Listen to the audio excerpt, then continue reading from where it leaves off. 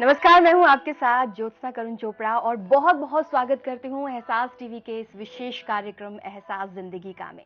जैसा कि आप जानते हैं कि इस खास कार्यक्रम का उद्देश्य ही यही है कि आप समझें परमात्मा का मतलब, आप जानें कि आखिरकार हर एक व्यक्ति के अंतर्गत उनके अंतर मन में जो सोच विचार चलते हैं परमात्मा को लेकर, आध्यात्मिकता को लेकर, धर्म को लेकर, वो विचार प्रकट किए जाते हैं इस विशेष कार्यक्रम के माध्यम से। क्योंकि हमारे साथ सदैव की तरह आज भी एक ऐसी ही विभूति मौजूद है जो आज अपने विचारों से आपको प्रभावित करने वाली है। क्योंकि आज भी हम आध्यात्मिकता का उद्देश्य समझेंगे, हम जानेंगे कि परमात्मा हमारे जीवन को कितना महत्वपूर्ण बना सकते हैं, कितना सरल बना सकते हैं अगर हम उनसे जुड़ जाते हैं आत्मा से।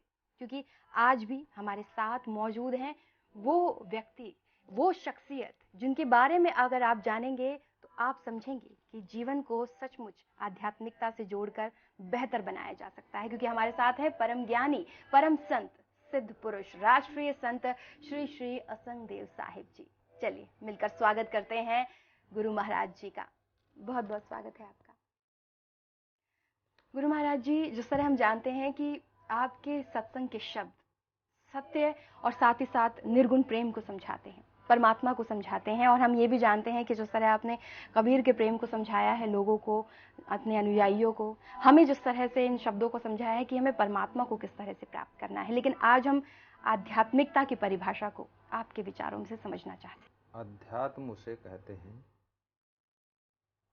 जिसके अंतर्गत आत्मा और परमात्मा के संबंध में चर्चा होती है, पढ़ा जाता है, सुना जाता है, लिखा जाता है, समझा जाता है कि आत्मा क्या है, परमात्मा क्या है, महात्मा क्या है, देवात्मा क्या है। ये सब बातें जहाँ से हमको ज्ञात होती हैं उसको अध्यात्म कहते हैं। अध्य माने अध्ययन, आत्म माने आत्मा, आत्मा संबंधी अध्ययन करना ही अध्यात्म है। और अध्यात्म की हमारे जीवन में क्या आवश्यकता है और कितनी जरूरत है। मनुष्य के पास में तीन चीजें हैं, एक तो शरीर है, दूसरा मन है और तीसरा आत्मा है। शरीर के लिए रोटी, कपड़ा, मकान, ये सब सामान चाहिए। शरीर इनको पा करके ठीक हो जाता है, चलो ठीक है हम जिंदा रहेंगे। और लेकिन मन रोटी, कपड़ा, मकान से संतुष्ट नहीं होता है। मनुष्य का मन एक ऐसी चीज है जो कि शरीर और आत्मा के बीच का सेतुबंध है। दोनों की खबरें एक दूसरे तक पहुंचाता रहता है और मन को संभालना बहुत बड़ी बात है। जो मन को संभाल लेता है वो फिर आत्मा की दिशा में आगे बढ़ता है। जो मन को नहीं संभाल पाता है वो शरीर की ही फील्ड में चक्कर काटता रहता है। और मन का खेल बहुत निराला है और मन को संभालने में अध्यात्म पूरी मदद करता है। अध्यात्म की शक्ति और अध्यात्म का ज्ञान, अध्यात्म के अंतर्गत आती है भक्ति, आता है धर्म, सेवा, साधना और स्वाध्याय। ये सब चीजें अध्यात्म का परिचय हमको कराती हैं और इनसे हमको वह क्षमता मिलती है जिससे हम मन को अपने बस में करते हैं। और मनुष्य का मन अगर बस में हो जाए तो ये मानव फिर मानव नहीं रह जाता है, ये देव मानव, महामानव की डिग्री को प्राप्त करता है और ये संसार में पूजनीय हो जाता है। तो संसार में तीन प्रकार के लोग होते हैं। नंबर एक पूजनीय, नंबर दो बंदनीय, नंबर तीन निंदनीय। जो शरीर के स्तर में ही जिंदगी जीते हैं वह तो सामान्य क्लास में आ जाते हैं। जो मन की चंचलताओं में चलते हैं वो निंदनीय जिंदगी में चले जाते हैं। और जो आत्मा के स्तर में विवेकपूर्ण जीवन जीते हैं वंदनीय हो जाते हैं। और जो अध्यात्म के रंग में पूर्ण रूप से रंग जाते हैं और दूसरों को भी रंगना शुरू कर देते हैं वे पूजनीय हो जाते हैं, उनकी फिर पूजा होने लग जाती है। अब इंसान तीनों में से कुछ भी बनने में स्वतंत्र है, चाहे वो पूजनीय बन जाए, चाहे वंदनीय बन जाए या निंदनीय बन जाए। अब ये इसके कर्मों पर डिपेंड है क्योंकि मनुष्य कर्म करने में स्वतंत्र है। क्या कर्म करता है? अध्यात्म हमको सत्कर्म कराने की प्रेरणा देता है, ताकत देता है। बिल्कुल, सत्कर्म से आपने बात कही और 3 प्रकार के आपने मानवों की एक तरह से व्याख्या भी की कि किस तरह से 3 प्रकार का व्यक्ति होता है, पूजनीय, वंदनीय और निंदनीय। ये सबसे महत्वपूर्ण है कि समाज इन सभी चीज़ों को समझे भी। लेकिन मैं जानना चाहती हूँ कि जब आध्यात्मिकता का विचार मन में आता है, सबसे पहले क्योंकि संत महात्मा से जुड़ते हैं तो हम चाहते हैं कि उनके जीवन में ऐसी कौन सी घटना घटी जिसकी वजह से वो आध्यात्म से जुड़े, वो परमात्मा के नजदीक गए और अब इनके विचार हम सभी के जीवन को परिवर्तित कर रहे हैं, एक बेहतर जीवन की तरफ जुड़ने के लिए कहीं ना कहीं अग्रसर कर रहे हैं। तो आपके जीवन की सबसे महत्वपूर्ण घटना कौन सी थी जिसने आपको आध्यात्म से जोड़ा? हमारे जीवन की कोई ऐसी घटना नहीं थी जिसके कारण मैं अध्यात्म से जुड़ा। हम अध्यात्म से इसलिए जुड़े कि हमको इसमें शांति लगी जी। और इसमें सुखद जीवन लगा, उलझन नहीं लगी। और बाकी सांसारिक जीवन में काफ़ी टेंशन, उलझन, तनाव, दुख, असमंजस, ये सब हमको दिखाई दिए। और मैं कक्षा 9 में पढ़ता था, तभी मैं देखता रहता था शिक्षकों को, विद्यार्थियों को, तो उनके जीवन में हमको शांति टाइप से कुछ दिखता नहीं था। तो मैं सोचता था इसके अलावा मैं रास्ता कौन सा चुनूँगा।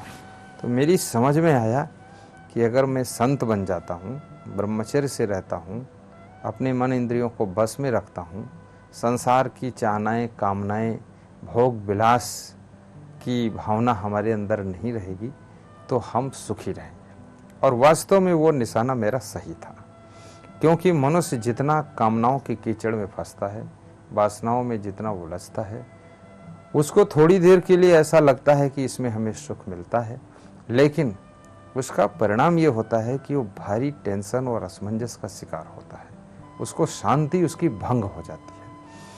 और इस दुनिया की घोड़दौड़ में जो एक बार चक्रव्यूह में फंस गया, फिर उसको निकल पाना भी मुश्किल होता है और फिर फंसता ही चला जाता है, मोह ममता लगती चली जाती है, बहुत लफड़े खड़े होते हैं। इतने अनुयायी हैं जो आपकी बात पर चलते हैं और जितनी भी बुरी आदतें हैं वो अब आपके शब्दों को सुनने के बाद छोड़ देते हैं, जो कि आज इस आधुनिक युग की देन कही जाती हैं, जिनकी वजह से जीवन खराब होता है। जीवन खराब होने वाली सभी चीज़ें सिर्फ और सिर्फ आपके शब्दों को सुनने के बाद लोग छोड़ देते हैं, उन आदतों से छुटकारा पाते हैं।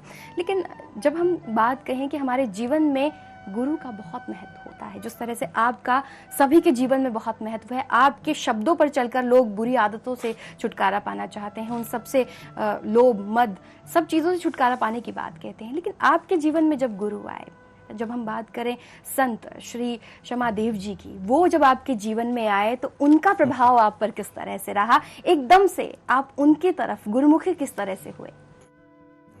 हमारा जिस गांव में जन्म हुआ था, उस गांव में श्री क्षमादेव की चर्चा कुछ बुजुर्ग लोग किया करते थे जी।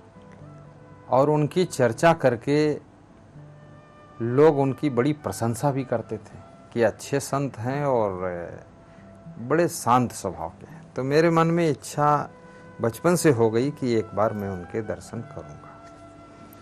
तो मैं गुरु की तलाश में तो था ही, कोई हमको गुरु मिले, गुरु से संबल मिले और ताकत मिले थोड़ा, क्योंकि अकेले चल पड़ना तो संभव नहीं था। तो मैं बहुत आश्रमों पर भी गया, बहुत साधुओं के पास गया, बहुतों की कुटियों पर गया, बहुतों के यहाँ रात भी रुका और कितनों के यहाँ भोजन भी किया और कितनों के यहाँ थोड़ा कम रुका, उनकी चर्चाएं भी सुनी, उनके सानिध्य में रहा, लेकिन मेरा मन कहीं राजी नहीं हुआ।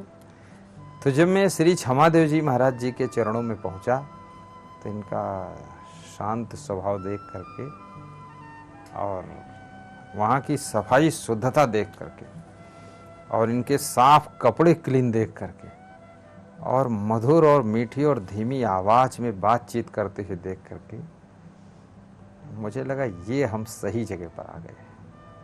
और वहाँ हमको किसी प्रकार का नशा व्यसन कहीं कुछ नहीं दिखाई दिया और कोई प्रकार गाली गलौज कोई से सुना नहीं मैंने और गंदगी नहीं देखा। उनका आश्रम भी क्लीन था, बहुत बड़ा तो नहीं था लेकिन ठीक था।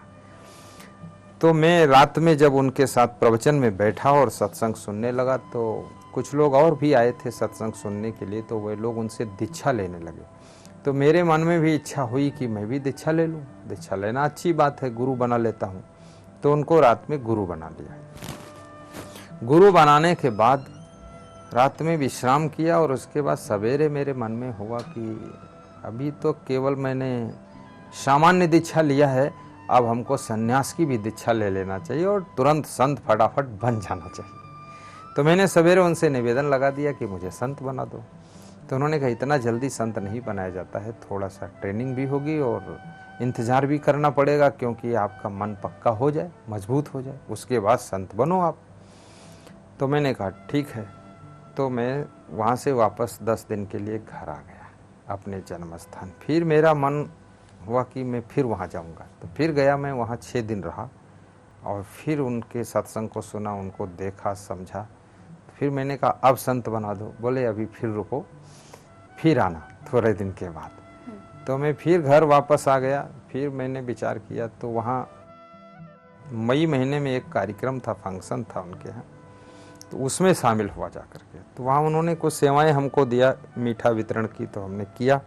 और फिर बोले कि अभी रहने दो, अभी और रुको। तो मैंने सोचा ये बार बार क्यों रुको।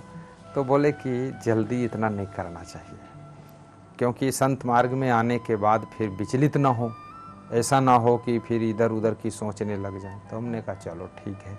फिर मैं घर वापस आया। फिर मैंने सोचा कि अब वहाँ से बार बार लौटना पड़ता है, तो अपने आप मार्केट में ही कपड़ा लेकर पहन लेते हैं और खुद साधु बन जाते हैं। तो हमने सोचा कि कैसे लें कपड़ा, क्योंकि हमारे घर में थोड़ा ज़्यादा टाइट व्यवस्था थी। टाइट यानी पिताजी का अनुशासन ज़्यादा था। अनुशासन मानो या कि उनसे हम लोग डरते थे, उनको मानते थे। तो उनके सामने बात करना या कोई ऐसी नई बात रखना वो पसंद नहीं था। तो मैं वहाँ से 7 जून 1987 को सवेरे सवेरे निकलकर चल पड़ा। पैदल 12 किलोमीटर गया। वहाँ पर एक हमारा गुरुजी का शिष्य वो भी था। तो उस आदमी से मैं मिला, उसको मैंने कहा तुम भी संत हो जाओ। तो बोला मैं भी हो जाऊंगा, आप कहोगे। तो हमने कहा कि तो कपड़ा तुम खरीद लो, क्योंकि हमारे यहाँ तो खरीद नहीं सकते, वहाँ ज़्यादा पिताजी का प्रशासन है। तो वो खरीद लाया कपड़ा। तो वही कपड़े हम वहाँ पहन लिए उसके घर पर 12 किलोमीटर पैदल जाकर, और उसको भी पहना दिया। दोनों पहन लिए और दोनों वहाँ से ट्रेन में बैठ करके रात में 10-11 बजे कबीर धाम मुस्तफाबाद तपोभूमि विश्व कल्याण आश्रम डिस्ट्रिक्ट लखीमपुर खीरी हम आ गए। जब वहाँ गुरु महाराज ने देखा तो बहुत खुश हुई, पहचान नहीं पाई ये कौन लोग हैं। उन्होंने सोचा कोई नए नए संत आ रहे हैं भाई। कपड़े चेंज हो गए तो उनको पहचान नहीं हो पाई, एकदम पैंट शर्ट से इसमें आ गए। जब परिचय बताया तो उनको आश्चर्य हुआ कि अरे इतना जल्दी अपने आप पहन लिया। अपने आप नहीं पहना जाता है, ये तो जब गुरु देता है तब पहने जाते। हमने कहा आपको देने में देर हो रही थी, तो हम लोगों को जल्दी था तो पहन लिया। हम संत हो गए तो वे खुश हो गए, बोले अच्छा ठीक है, पहन चुके तो पहने रहो। फिर एक गिलास दूध पिलाया और ऊपर जाकर हम सो गए। उनके यहाँ स्वर्ग आश्रम था।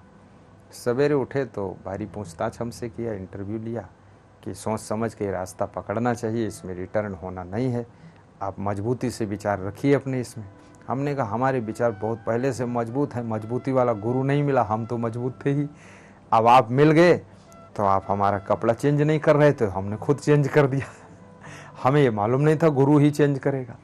तो बोले ठीक है। बिल्कुल, बहुत महत्वपूर्ण है कि गुरु के माध्यम से, हालांकि आप उनकी बात सुन भी रहे थे और उन पर चलने का आपके तरफ से भी एक तरह से पूरी तरह से आपने ये बताने का प्रयास किया कि आपके मन में जो संकल्प था वो संपूर्ण आपने अपनी तरफ से किया कि आप संत मार्ग पर चले हैं और संत मार्ग से ही आपने लोगों के जीवन को परिवर्तित करने का जो प्रयास आप लगातार जारी किए हुए हैं।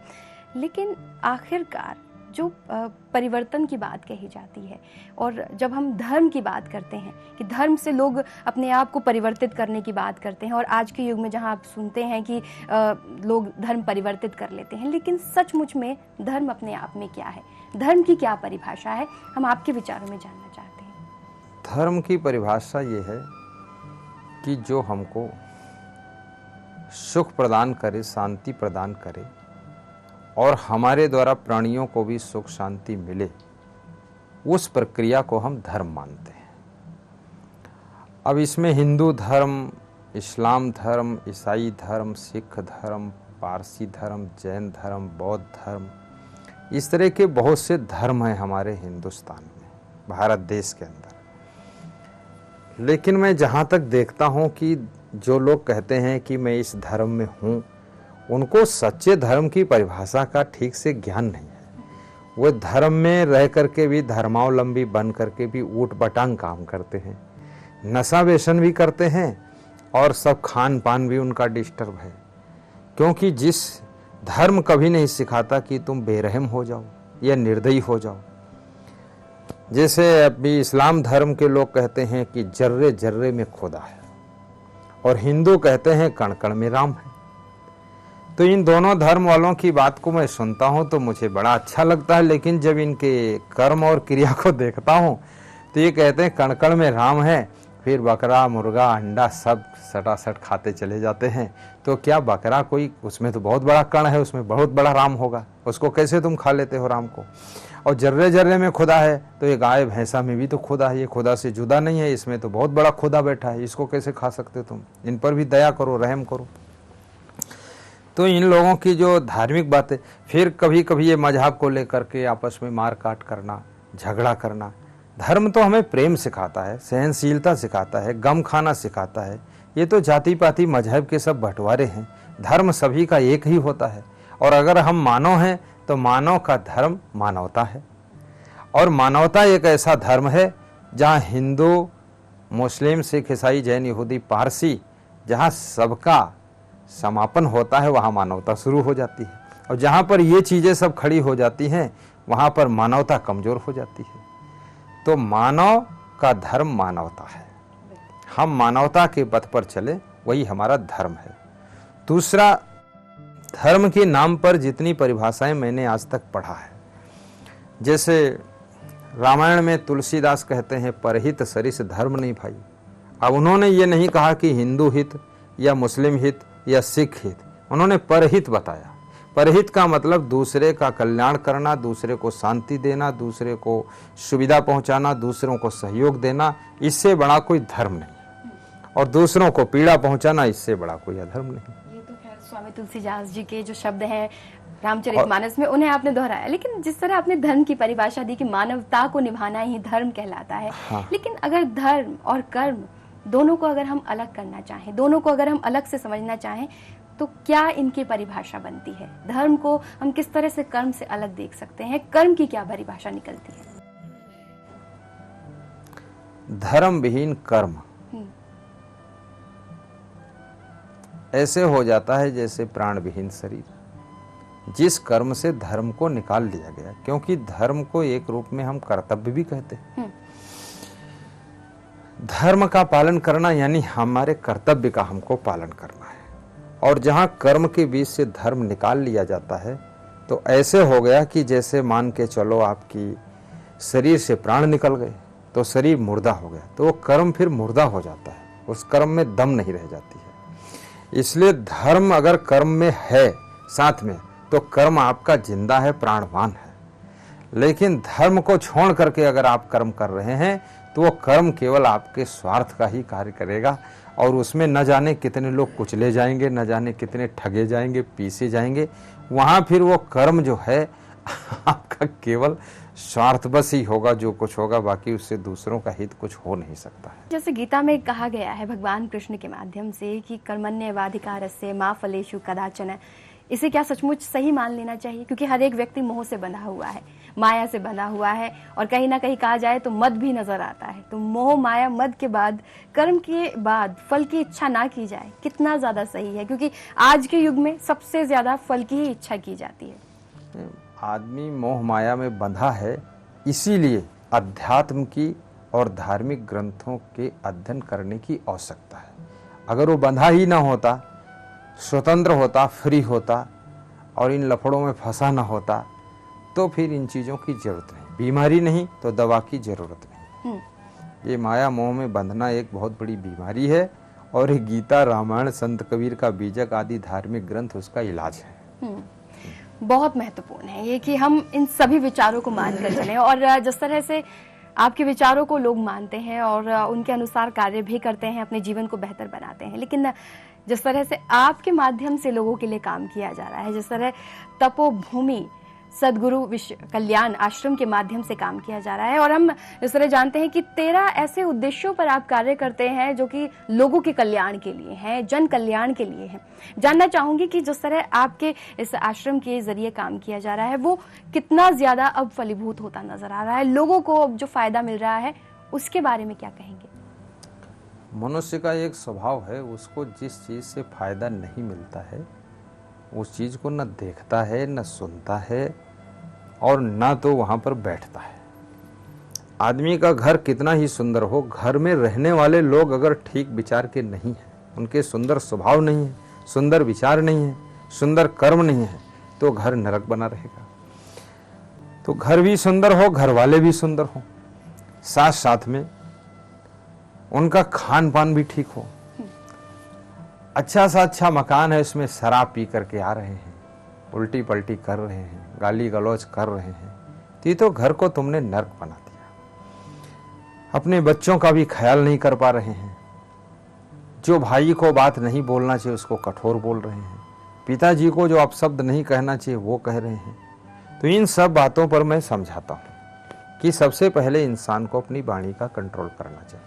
बिल्कुल, जब वाणी के नियंत्रण की बात कर रहे हैं और साथ ही साथ क्योंकि उद्देश्यों की बात की है, जहां आपके उद्देश्यों में हम पढ़ते हैं कि आप आत्मा की रिप्राइज की बात करते हैं, आत्मा के उत्थान की बात करते हैं, हमारे खुद के सशक्तिकरण की बात करते हैं, लोगों के वेलफेयर की बात करते हैं कि लोगों का किस तरह से जन कल्याण की बात करते हैं। इन सब के अंतर्गत जो चीज़ें की जाती हैं, जैसे कि हम सारे उद्देश्यों के अंतर्गत, हालांकि मैंने भी बहुत सारी चीज़ें आपके बारे में पढ़ी, उसके बाद समझ में आता है कि संत की अपने आप में छवि किस प्रकार प्रकट होती है। लेकिन अगर उन उद्देश्यों की बात करें, तपोभूमि जो सदगुरु विश्व कल्याण आश्रम है, उसके बारे में जब हम बात करते हैं तो जिस तरह गुरुजी की तरफ से इसकी स्थापना की बात कही गई कि मुस्तफाबाद में इसे स्थापित किया जाए, और उसके बाद जन कल्याण की बात कही गई इसके अंतर्गत, वो तमाम चीजें अब किस तरह से आगे बढ़ती हुई नजर आती हैं?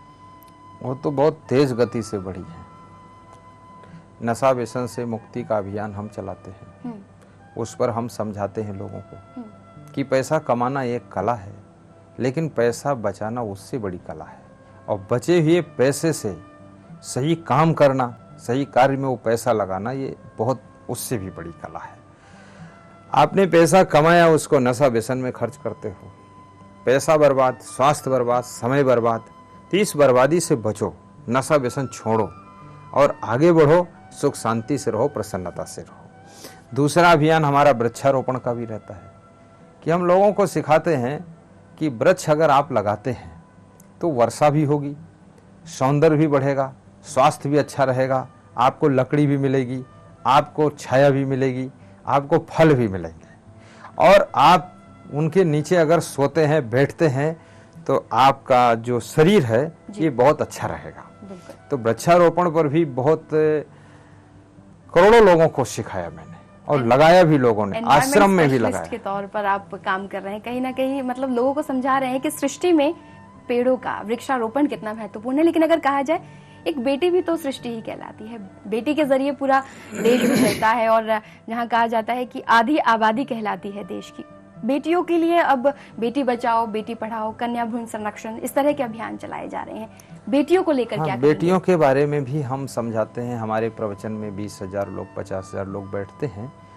तो बेटी और बेटा, बेटी को तो मरने से बचाओ, मारने से बचाओ, लेकिन बेटों को भटकने से बचाओ। बचाना दोनों को है, क्योंकि ये दोनों नहीं बचेंगे तो गड़बड़ बहुत हो जाएगा। तो बेटियों की भी रक्षा होना चाहिए, और मैं उसके फेवर में रहता हूँ, क्योंकि कोई ना कोई बेटी ने हमको भी जन्म दिया है, हमारी माँ बनी है, और राम भगवान की माँ भी जो कौशल्या थी वो भी किसी की बेटी थी, और कृष्ण भगवान की माँ वो भी किसी की बेटी थी। तो ये बेटियों के बिना तो भगवान का भी जन्म नहीं होता है, बेटियों के बिना संत का भी जन्म नहीं होता है। वीर माता जीजाबाई ने वीर शिवाजी को जन्म दिया था, जिन्होंने बहुत बड़ा काम किया महाराष्ट्र के अंदर, और वीरांगना रानी लक्ष्मीबाई वो भी किसी की बेटी थी, जो कि इतना बड़ी वीरता का काम कोई पुरुष भी नहीं कर सका था। तो बेटियां एक दिन माँ बनती हैं, वो पुनः बेटे और बेटियों को जन्म देती हैं। इसलिए बेटियों की सुरक्षा बहुत आवश्यक है। और बेटियां हों या बेटे हों, वो माँ के गर्भ में आते हैं, वो किसी स्त्री के गर्भ में होते हैं, तो उस स्त्री को, बेटी को मारने के प्लान में शामिल नहीं होना चाहिए, कन्या भ्रूण हत्या में। क्योंकि बिना उसके शामिल हुए उसका पति इतना बड़ा कदम उठा नहीं सकता है। तो गलती कहीं ना कहीं वो माँ की है, जो माँ बनने जा रही है, जिसके गर्भ के अंदर वो बेटी है और वो भ्रूण हत्या करने में राजी हो रही है। तो उसको पहले कंट्रोल करना चाहिए। क्योंकि पति तो दूसरा टॉपिक हो गया, उपास में है, अलग है, पर मेरे पास वो बेटी है तो हम उसमें राजी क्यों होते हैं। और मैं भी किसी की बेटी हूं, तो आज बेटी हो करके बेटी गर्भ में आई तो उसको हम मारने जा रहे हैं। तो इस बेटी की पहले गलती जो मां बनने जा रही है, इसको करना नहीं चाहिए। ऐसा इसको भी संभालना चाहिए कि हम अपनी बेटी की रक्षा करेंगे। क्योंकि मैं किसी की बेटी हूं, अगर मेरी माँ मेरी रक्षा न की होती तो आज मैं ही ना होती, तो ये बात ही सब खत्म हो गई होती। अच्छा, उसके पति को भी ऐसा काम नहीं करना चाहिए। क्योंकि बेटा में कोई लड्डू तो रखे नहीं, जितना लोग अपने बेटा से परेशान उतना बेटी से परेशान नहीं है। और फिर ये बेटा और बेटी में दोनों में सुख तो किसी को मिलने वाला नहीं, सुख तो आपको अपने अच्छे कर्मों से मिलेगा। तो बेटी को मारने से फायदा क्या है। बिल्कुल गुरु महाराज जी, जिस तरह से आपने बहुत सारी चीजें अभी तक बताई, हमारे जीवन को कहीं ना कहीं प्रभावित करती हैं, हमारे जीवन पर प्रभाव डालती हैं, हमें सही राह की तरफ कहीं ना कहीं इंगित करती हैं कि कौन सी राह हमारे लिए बेहतर है। लेकिन जब हम जानते हैं कि कबीर की राह पर आप चलते हैं, कबीर का निर्गुण प्रेम हमें सिखाते हैं, वो कौन से ऐसे विचार हैं जो आप कबीर के माध्यम से हमें बताना चाहते हैं? कबीर को किस तरह से परिभाषित करेंगे आप? मैं तो जितने भी महान पुरुष हैं सबको मानता हूँ, केवल कबीर की बात नहीं है। लेकिन कबीर साहब एक ऐसे संत हुए हैं, और कबीर हमारे आदि गुरु हैं। और कबीर सूरज की तरह है। जैसे सूरज को कोई माने तो भी रोशनी देता है, ना माने तो भी रोशनी देता है। तो कबीर जैसे महान संत ने कहा है कि हमें जीवन कैसे जीना चाहिए। क्योंकि मनुष्य आज जितना खुद से परेशान है उतना दूसरों से परेशान नहीं। तो कबीर साहब सबसे पहली बात बताते हैं कि जिंदगी में दो बातें जरूर ध्यान रखो। नंबर एक, कि जिंदगी आपको मिली है और संसार में आप रहते हैं, तो आपको कभी कभी अहंकार भी बहुत आता है, और कभी कभी दूसरों के ऊपर क्रोध भी बहुत आता है। और क्रोध अहंकार के बीच में तुम्हारी शांति जलकर राख हो जाती है। इसके लिए कबीर कहते हैं कि अपने दोषों को देखिए और दूसरों के गुणों को देखिए। जिसके गुणों को देखते हो उससे तुम्हारा प्रेम बढ़ जाएगा, अपने दोषों को देखोगे तो हमारा अहंकार टूट जाएगा। कबीर हम सबते बुरे हमते भल सब कोय, और जिन ऐसा कर जानिया मीत हमारा सोए। कबीर कहते हैं कि हम अपनी तरफ झांक कर देखते हैं तो हम सबसे बुरे दिखते हैं, और दूसरों की ओर देखते हैं तो उनमें बड़ी भलाइयां, बड़ी अच्छाइयां, बड़े गुण दिखाई देते हैं। तो कबीर कहते हैं ऐसी दृष्टि जिसको मिल गई वो मेरा मित्र है, मेरा प्रिय है, मेरा भक्त है, और वो सदैव सुखी भी रहता है। बिल्कुल, दोषों को अपने देखना चाहिए और दूसरों के गुणों को निखारना चाहिए, ये बहुत महत्वपूर्ण है। और संत की वाणी से खैर जुड़ते हैं लोग तो जीवन को महत्वपूर्ण मानते हैं। आज आप आए और मिलकर के हमें कहीं ना कहीं बहुत कुछ सीखने का मौका मिला है, और आपकी सत्यवाणी से जुड़कर भी बहुत बहुत धन्यवाद देते हैं। बहुत बहुत धन्यवाद स्टूडियो में आने के लिए। इस एहसास चैनल को मैं धन्यवाद देता हूँ। एहसास चैनल के समस्त कार्यकर्ता और इस परिवार को मेरा आशीर्वाद है। एहसास जिंदगी का, इस चैनल का नाम भी बहुत अच्छा सोच विचार कर रखा गया है, क्योंकि एहसास का मतलब होता फीलिंग करना, संवेदनशील होना। संसार में जो लोग संवेदन विहीन हो गए हैं, उनको संवेदना में लाने के लिए, जागृत करने के लिए, जिंदगी का एहसास दिलाने के लिए, और कैसे जीवन जीना चाहिए, उसके लिए चैनल बहुत बड़ा काम कर रहा है। ये चैनल के समस्त कर्मचारी सराहना के पात्र हैं। फिलहाल आज के लिए दीजिए आज्ञा। नमस्कार।